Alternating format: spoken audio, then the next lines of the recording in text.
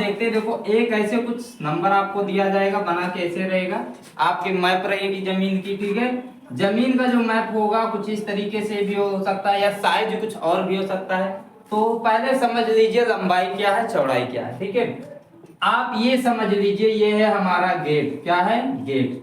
तो गेट सामने होगा, तो सामने के पीछे तक जो होगा वो होगा हमारा लंबाई, क्या होगा, लंबाई। और इसके जो बगल में होगा वो होगा चौड़ाई, ऊंचाई नहीं होगा, चौड़ाई होगा। क्यों? क्योंकि हम जमीन माप रहे हैं, जमीन में जो होता है ऊंचाई नहीं होता है, लंबाई होता है, चौड़ाई होता है, ठीक है। अब क्या करना है, जब आपको एरिया निकालना है तो क्या करो, लंबाई का चौड़ाई में गुणा करोगे। अब हमने कहा जो सामने की चौड़ाई है, ठीक है, यहां से यहां तक चौड़ाई जो है, ठीक, यहां से यहां तक जो चौड़ाई है हमारी वो है टोटल 5 फीट। कितना है, 5 फीट। और यहां से यहां तक जो लंबाई है 25 फीट। कितना है, 25 फीट।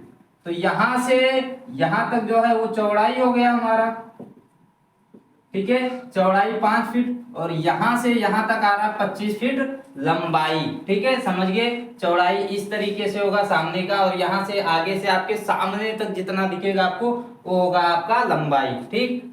अब इसको जब निकालना है, बोला 25/5 का या 5/25 का है, तो क्या करोगे, यहां पर लंबाई गुणे चौड़ाई कर दोगे, ठीक है।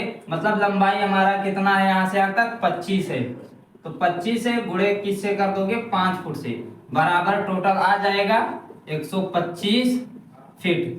आपकी जमीन कितने फीट की है, 125 फीट स्क्वायर की है, ठीक है, 125 फीट स्क्वायर की है। एरिया में कंफ्यूज नहीं होना, एरिया बराबर होता है हमारा लंबाई गुणे चौड़ाई, जिसको इंग्लिश में बोलते हैं लेंथ गुणे ब्रेथ, ठीक है, लेंथ गुणे ब्रेथ। मतलब जब आपको एरिया निकालना होगा लंबाई का और चौड़ाई का गुणा कर दोगे। समझ में आ गया? चलिए